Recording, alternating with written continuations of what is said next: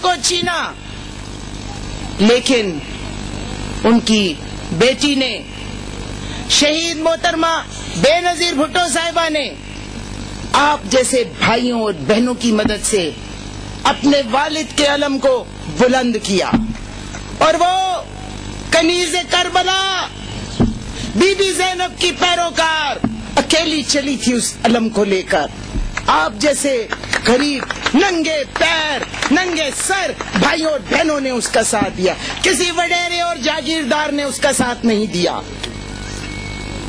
और वो अपने 30 साल अपने वालिद के मिशन को लेकर चलती रही, जिसमें उनकी राह में मुश्किलें आईं, उनके भाइयों को फांसियां दी गईं, उनके भाइयों की पीठों पर कोड़े मारे गए, उनकी बहनों को शाही किलों में रखा गया, लेकिन बेनजीर भुट्टो के पैरों में लर्जिश नहीं आई। वो बेनजीर थी, उसने अपने आप को साबित किया कि वो बेनजीर है।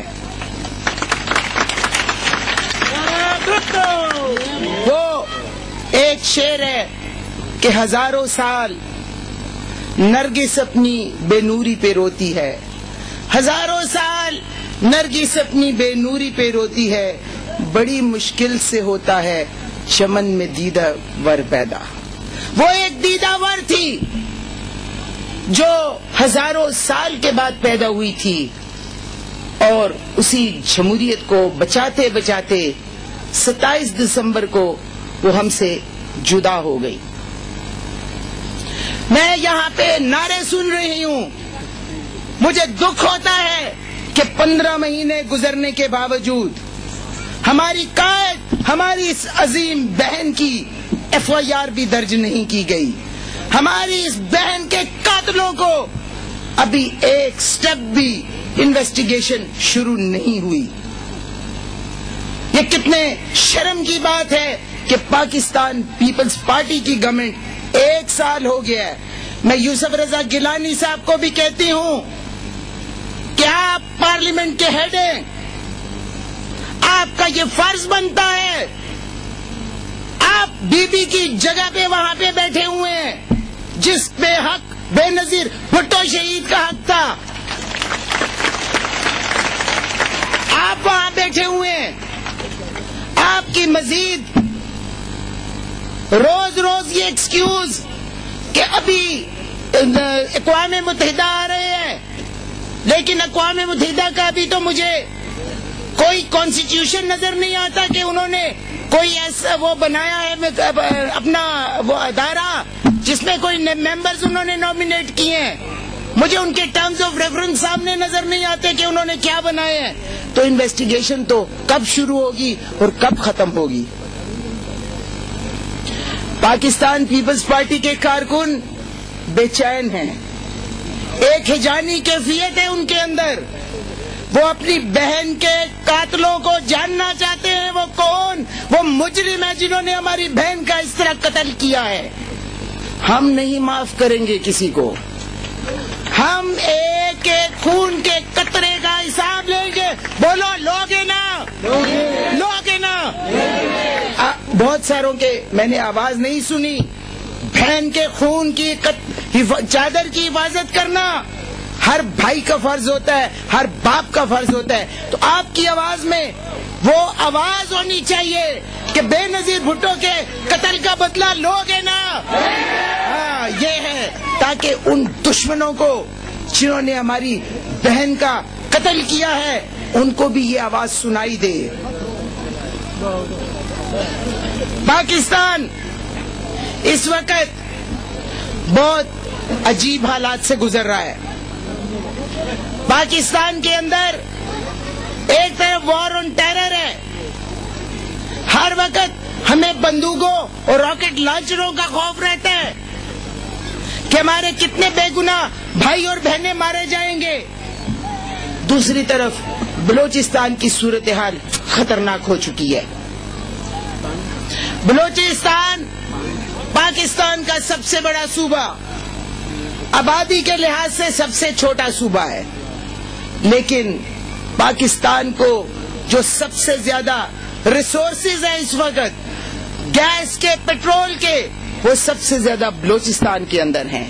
لیکن دکھ کی بات ہے ہم اپنے بلوچ بھائیوں کے ساتھ ہیں کہ جب ان کے اندر احساس محرومی پیدا ہو رہا ہے، ان کے اندر احساس محرومی پیدا ہو رہا ہے کہ اکبر بگٹی کا قتل ہوتا ہے تو کوئی انویسٹیگیشن نہیں ہوتی. شہید ذوالفقار علی بھٹو کا جوڈیشل مرڈر ہوتا ہے، کسی کو نہیں پتہ لگتا، کوئی پوچھنے والا نہیں ہوتا. شہید محترمہ بے نظیر بھٹو صاحبہ ماری جاتی ہے، کوئی پوچھنے والا نہیں ہوتا. کیا پاکستان آپ نے چند لوگوں کی جاگیر بنا دی ہے؟ پاکستان پاکستانیوں کا ہے. ہر صوبے کو اس کا حق ملنا چاہیے. چھوٹے صوبوں کے اندر جو احساس محرومی پیدا ہو رہا ہے، آپ حکومت اس کو ختم کرے اور حکومت ایک ایسی پالیسی بنائے جس طرح ہر صوبے کو اس کا حق مل سکے. پاکستان ہم سب کا ملک ہے. اس وقت جس طرح کے حالات پیدا ہو رہے ہیں ہر پاکستانی کو فکر ہے. اکانومی صورتحال بہتر نہیں ہے. ایک طرف ہمارے پر ڈرون حملے امریکہ کر رہا ہے، دوسری طرف بلوچستان کی صورتحال ابتر ہوتی جا رہی ہے. کیوں؟ حکومت کے پاس کیا کوئی پالیسی نہیں ہے؟ کیا یہ ڈرون حملے امریکہ کو کہہ کے روکے نہیں جا سکتے؟ پاکستان کی سوورینٹی کا مسئلہ ہے، پاکستان کی بقا کا مسئلہ ہے. کیوں پاکستان کی بقا کے ساتھ کوئی شخص بھی کھیلنے کی کوشش کرے؟ یہ پاکستانی ہونے کی حیثیت سے ہم بالکل اجازت نہیں دیں گے.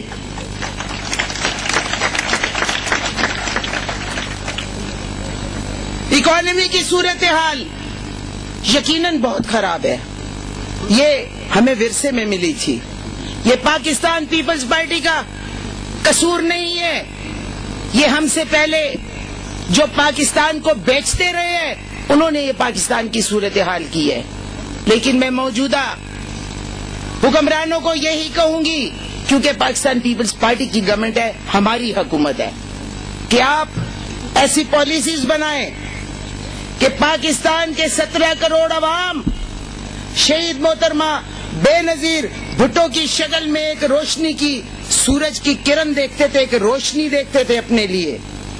آج شہید محترمہ بے نظیر بھٹو صاحبہ زندہ نہیں ہیں، لیکن آپ جو وعدے انہوں نے پاکستان کے عوام کے ساتھ کیے تھے وہ وعدے آپ ضرور پورا کریں.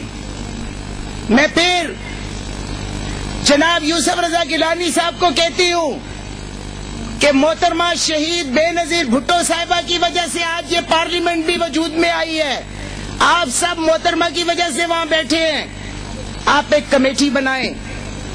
جو محترمہ بے نظیر بھٹو صاحبہ تقریریں کرتی رہی ہیں، جو انہوں نے عوام سے وعدے کیے ہیں، وہ وعدے آپ پورے کریں. وہ کمیٹی آپ کو بتائے کہ انہوں نے کس جگہ پہ کیا کیا وعدے کیے ہیں لوگوں کے ساتھ. وہ پاکستان کے عوام کی فلاح چاہتی تھی، وہ پاکستان کے عوام کو ایک اچھا پاکستان دینا چاہتی تھی، وہ پاکستان میں ہر بچے کے لیے اچھی تعلیم چاہتی تھی، ہر بچے کے لیے صحت کی فیسلٹیز چاہتی تھی، وہ ہر شخص کو پینے کا صاف پانی دینا چاہتی تھی، پاکستان کو امن کا گہوارہ بنانا چاہتی تھی. تو آپ ضرور یہ دیکھیں کہ جو محترمہ نے وعدے کیے ہیں کہ وہ وعدے پورے ہوں. آخر میں پھر کارکنوں کی بات کروں گی. ہم ہمیشہ